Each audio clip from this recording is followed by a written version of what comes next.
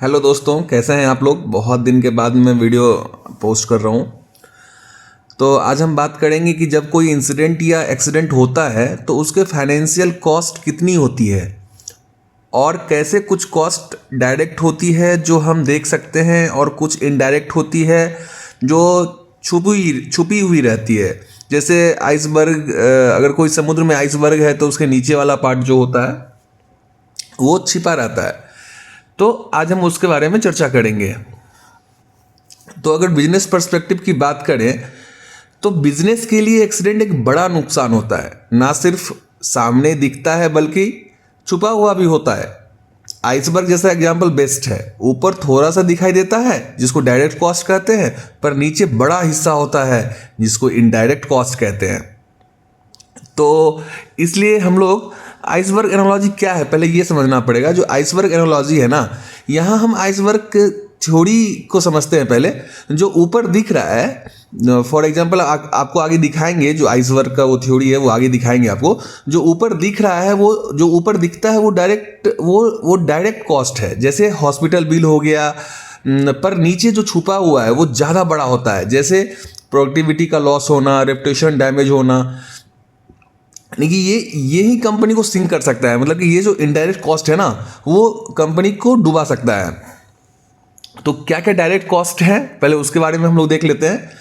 तो direct cost वो होते हैं ना जो हम तुरंत मेजर कर सकते हैं, जैसे मेडिकल ट्रीटमेंट, रिपेयर कॉस्ट या ओवर टाइम। ये कॉस्ट हमें अकाउंटिंग में इजिली दिख जाता है, लेकिन ये टोटल कहानी नहीं है।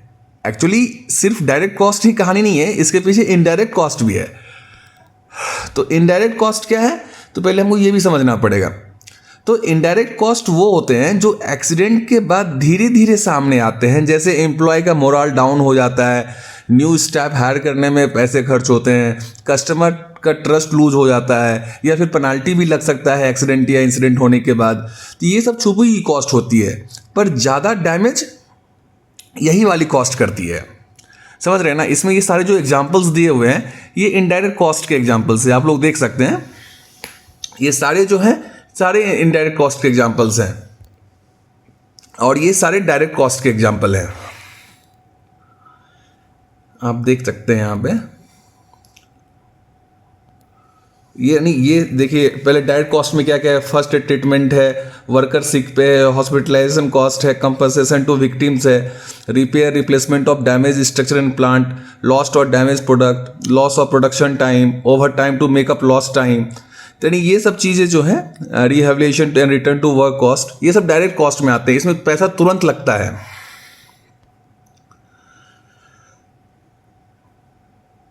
और अब आगे आपको दिखाते हैं हम कुछ इनडायरेक्ट कॉस्ट के बारे में।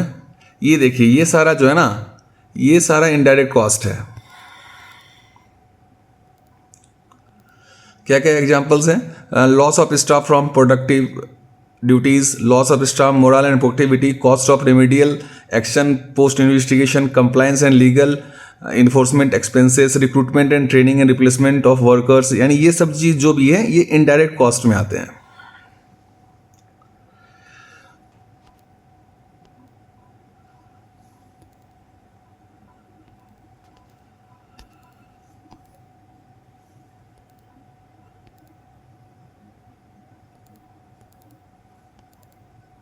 तो अब जो रियल कॉस्ट टू बिजनेस है, जो रियल कॉस्ट यानी कि बिजनेस को रियल कॉस्ट आप किसको कहेंगे। सबसे इंपॉर्टेंट बात यह है कि प्रिवेंशन हमेशा सस्ता होता है। अगर हम सेफ्टी कल्चर और ट्रेनिंग पर थोड़ा सा इन्वेस्ट करें तो हम इनडायरेक्ट लॉसेस से बच सकते हैं, जो कंपनी को लॉन्ग टर्म में ज़्यादा नुकसान देते हैं। एक्चुअली अगर हम लोग ध्यान नहीं देंगे तो ये क्या है ना कि अगर हम सेफ्टी पे ध्यान नहीं दे रहा है तो वो कंपनी को लॉन्ग टर्म पे ज़्यादा नुकसान देगा। इसीलिए हमको सेफ्टी पे थोड़ा खर्च करना पड़ेगा, क्योंकि हम कहते हैं ना prevention is better than cure.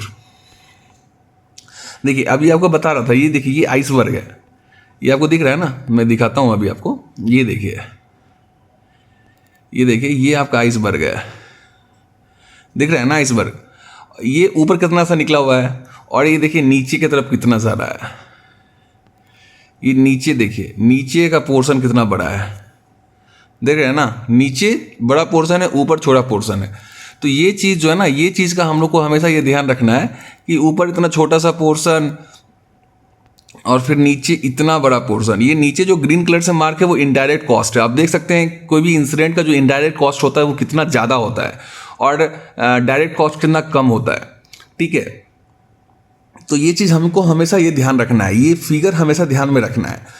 तो ये आइसबर्ग डायग्राम जो है ना सब कुछ क्लियर कर दे रहा है। ऊपर जो दिख रहा है ना वो कम है, पर नीचे जो हिडन कॉस्ट है ना वो बहुत ज़्यादा है। इसलिए हम कह रहे हैं कि प्रिवेंशन ही बेस्ट स्ट्रेटजी होना चाहिए हम लोग का। समझ रहे ना? तो एंड में हम यही कहना चाहेंगे कि सेफ्टी पे खर्च करना एक इन्वेस्टमेंट है, लॉस नहीं है, लेकिन हम लोग को मैनेजमेंट को ये अवेयर करना होगा। एक्सीडेंट होने के बाद जो छुपी हुई कॉस्ट आती है ना वो सबसे ज़्यादा होती है। तो सेफ वर्क करना ही स्मार्ट वर्क है। चलिए नेक्स्ट वीडियो में मुलाकात होगी, तब तक के लिए धन्यवाद।